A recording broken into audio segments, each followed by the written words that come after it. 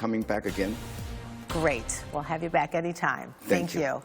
And now, let's head out to see what's exciting in the world of pediatric innovation.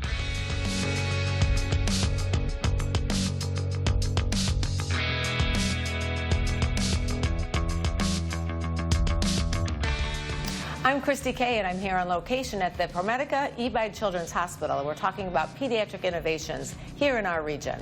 And today we're here at the Griffin James Hillabrand Milk and Nutrition Lab. And I'm talking with Dr. Kristie Hornick. Great to be with you today. It's good to be here. Give us some details on how this got started. This started when we realized that our nurses were mixing our breast milk for our premature babies, and moms would come in and bring their breast milk, and if it wasn't processed in time, then that milk would be wasted.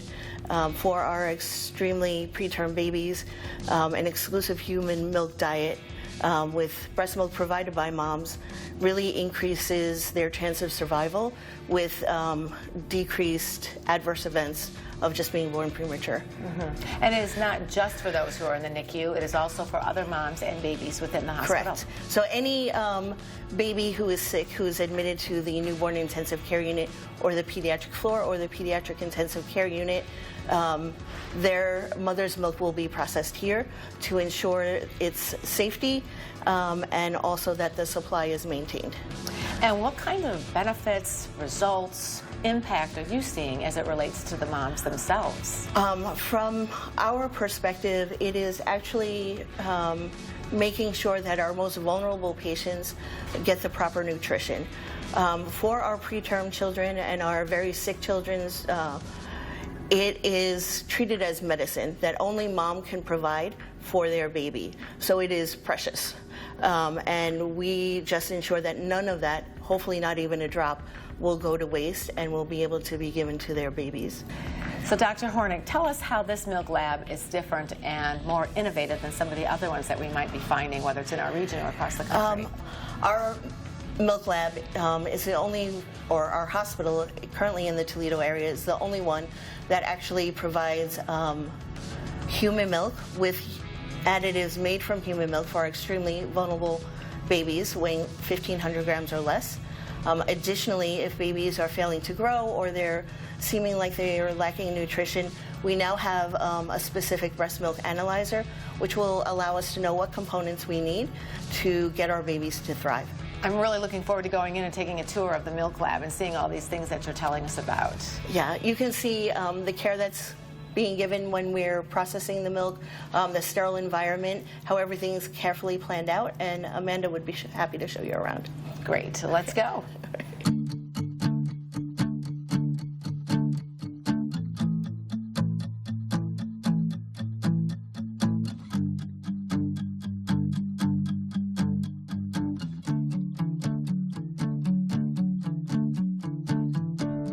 So I'm here in the Milk and Nutrition Lab with Amanda, our milk technician, and she's going to give us some background on what happens here in the lab. So tell us a little bit more, and thanks for joining us. Yes, absolutely. So a little bit of an overview as we provide milk prepping services. So we use breast milk, we use formula, we fortify both of those things to meet certain criteria that the babies need. So it's an individual need basis, and we can do that in a clean environment for all the babies that we house here in the NICU and pediatric units.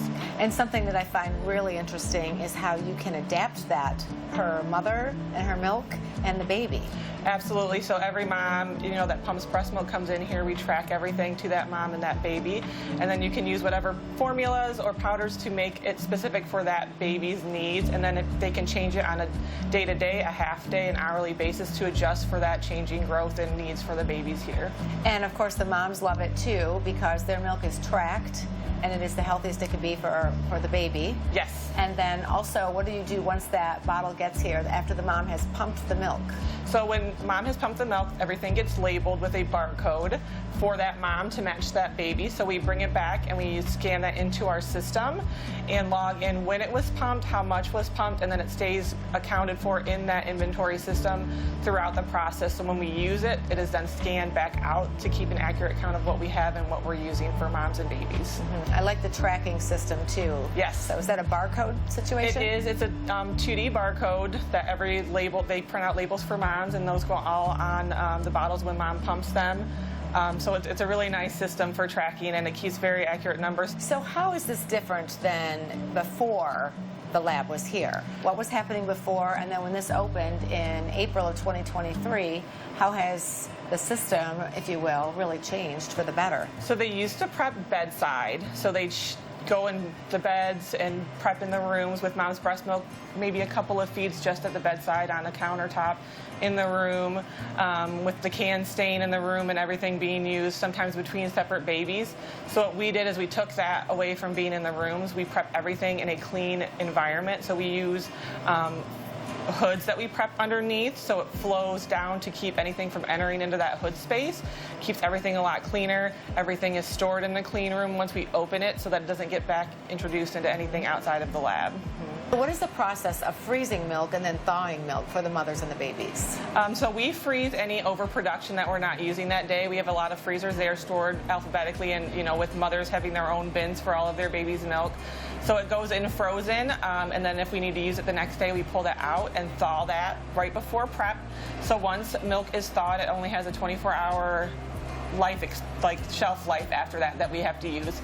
So we do have bead warmers that we use that are like metal beads that are heated, that we place milk into bags and then into those bead warmers to thaw it at a slow pace so that it can get brought up to temp at a slower rate.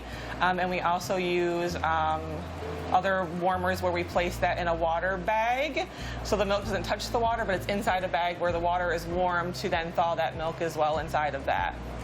Yeah, that's quite a high-tech process. Yeah, it's a lot. It's very nice things that I didn't know existed. Like I said before I started here, I didn't, things you never think about that you're like, oh, that would be amazing to have something like that. For sure. And what do you hear from moms in terms of the benefits to them?